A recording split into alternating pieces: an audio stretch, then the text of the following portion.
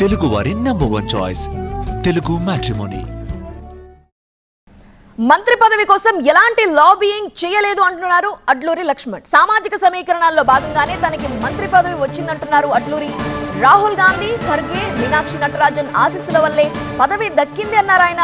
ఇక సామాన్య కార్యకర్త నుండి ఈ స్థాయికి వచ్చాను, ప్రజలకు అందుబాటులో ఉంటానంటున్నారు ఆయన.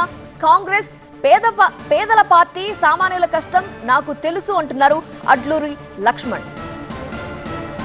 మంత్రి అడ్లూరి లక్ష్మణ్ ఇంకా ఏమన్నారో మా కరెస్పాండెంట్ శ్రవణ్ ఎక్స్ప్లెయిన్ చేస్తారు. చాలా పెద్ద పెద్ద నాయకులు లాబియింగ్ చేశారు, కానీ సామాజిక సమీకరణలు చాలా క్లియర్గా కనపడుతున్నాయి. నిర్ణయం ఇక్కడ కాదు, ఢిల్లీలో జరిగినట్టుగా చాలా తెలుస్తుంది. ఢిల్లీ కూడా వెళ్ళి లాబియింగ్ చేశారు, కలవడం జరిగింది. దాని గురించి లేదండి, కాంగ్రెస్ పార్టీ పేదల పార్టీ, కాంగ్రెస్ పార్టీ బలహీన వర్గాల పార్టీ, కాంగ్రెస్ పార్టీ ఏదైతే దళిత వర్గానికి చెందినటువంటి అట్టడుగు వర్గాలకు సంబంధించినటువంటి అండగా ఉండే పార్టీ. ఆ సమీకరణను దృష్టిలో పెట్టుకుని ఇవాళ ఒక బీసీకి, ఒక ఎస్సీలో ఉన్నటువంటి రెండు బలమైనటువంటి వర్గాలు, ఒకటి మాదిగా, ఒకటి మాల, ఈ విధంగా సమన్యాయం చేసే విధంగా రాహుల్ గాంధీ గారి నిర్ణయం, అదేవిధంగా ఖార్గే గారి నిర్ణయం, రేవంత్ రెడ్డి గారి నిర్ణయం, పిసిసి అధ్యక్షులు మీనాక్షి నటరాజన్ గారి నిర్ణయం అని చెప్పి మనం చేస్తాం. కింది స్థాయి నుంచి వచ్చారు, ఎటువంటి సేవ చేయబోతున్నారు? పోర్ట్ఫోలియో ఏం కావాలి?